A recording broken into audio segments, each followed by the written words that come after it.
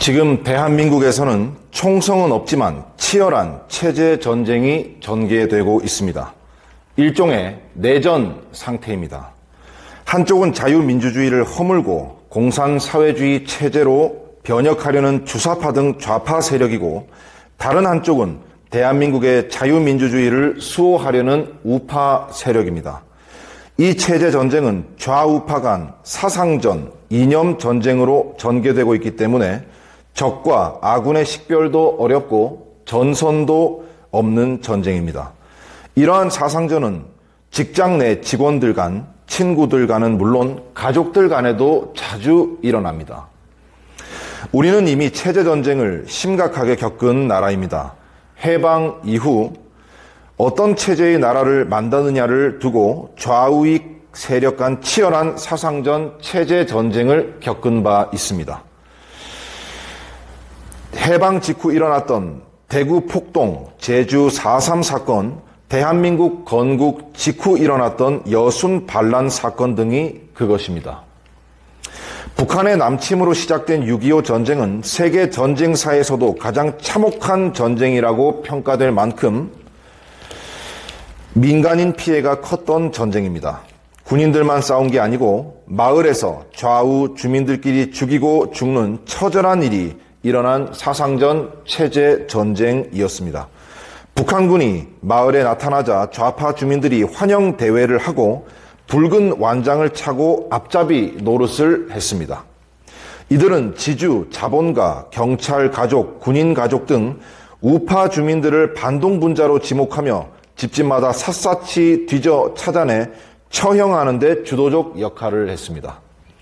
6.25 전쟁을 겪은 노인들은 한결같이 그때가 되니 이웃이 더 무섭더라라고 고백하는 것입니다. 그만큼 지역 주민들 간 사상전, 체제 전쟁이 무섭다는 것입니다. 그런데 6.25 전쟁이 70여 년이 지난 대한민국이 다시 공산화의 길로 줄다름질 치고 있습니다. 전쟁을 겪어 반공의식을 무장했던 세대는 서서히 가고 1980년대 대학가에서 폭발적으로 성장했던 주사파들이 30여 년이 지난 뒤 정치권은 물론 대한민국 전반을 장악하고 있기 때문입니다. 문재인 정권은 어떤 정권입니까? 고영주 변호사는 일찍이 2013년 문재인은 공산주의자다. 그가 대통령이 되면 대한민국이 적화되는 것은 시간 문제다라고 말했다가 기소당하는 등 고통을 당했는데 최근 대법원으로부터 무죄 선고를 받았습니다. 이렇듯 문재인 대통령은 2010년에 쓴 자서전 운명에서도 자신의 사상관을 드러냈는데 남베트남이 공산화될 때 희열을 느꼈다거나 노무현 정부 때 간첩을 잡는 국가보안법을 없애지 못한 것이 가장 뼈아팠다라고 하는 대목이 있습니다. 그가 대통령이 된 후 우파 세력을 적폐청산이라며 숙청한 후 자신감을 가진 듯 평창 동계올림픽 개막식 연설에서 김일성이 가장 심혈을 기울였던 지하 간첩 조직인 통일혁명당의 주모자 신영복에 대해 존경하는 한국의 사상가 신영복이라고 세계 만방에 공개했습니다. 바로 그때 더불어민주당에서는 헌법 개정안을 발의했는데 자유민주주의 헌법을 인민민주주의 헌법으로 고치려 했습니다. 자유민주적 기본 질서라는 용어에서 자유라는 글자를 삭제한 바 있고 양심의 자유를 사상의 자유로 교체를 했습니다.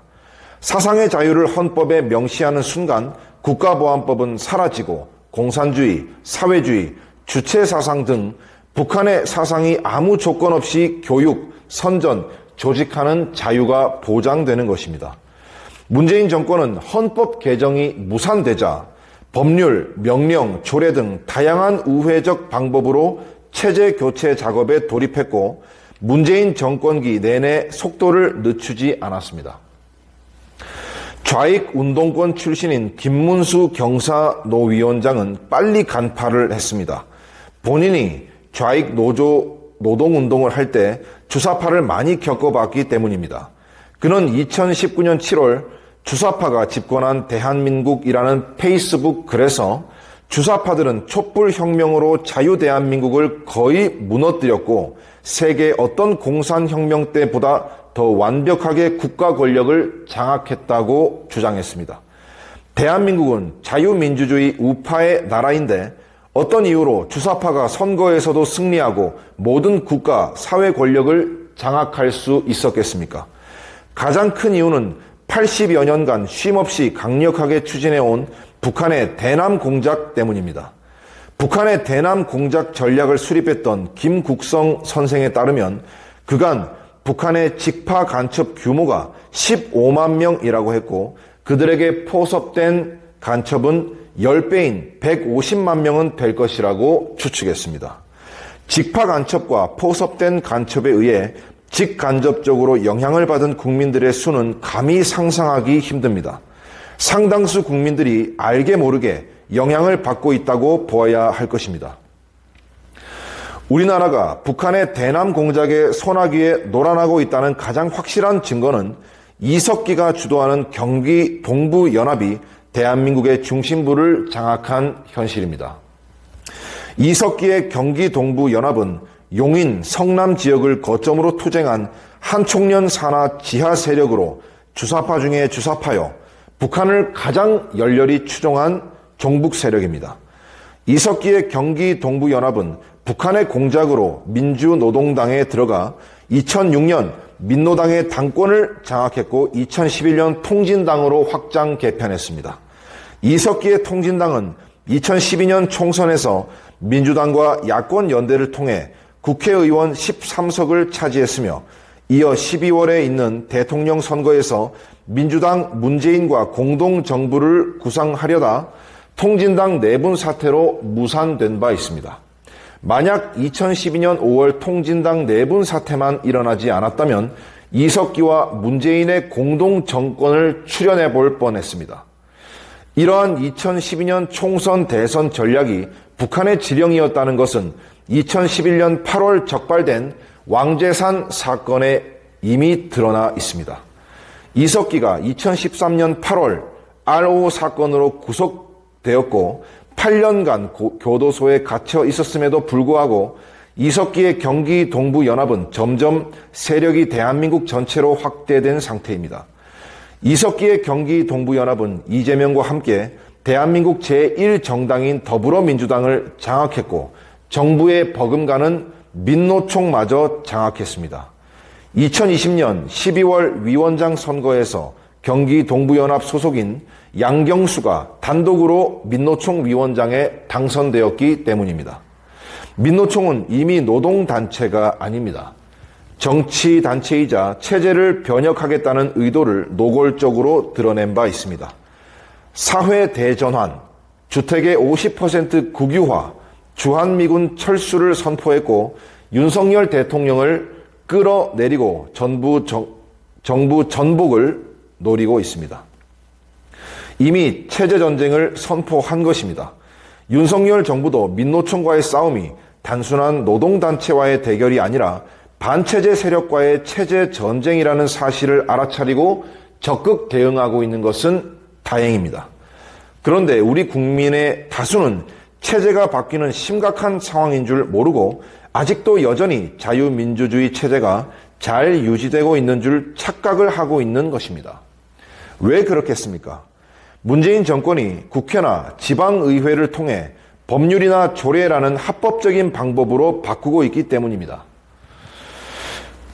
그러나 북한이 공산화를 할 때도 토지개혁령이나 중요산업 국유화령 등의 법령을 통해 합법적 형태를 취하며 공산화했던 것처럼 동유럽 국가들도 공산화 과정에서 정당, 선거, 의회, 의결을 통해 헌법과 법률을 합법적으로 바꾸며 공산화를 추진한 바 있습니다.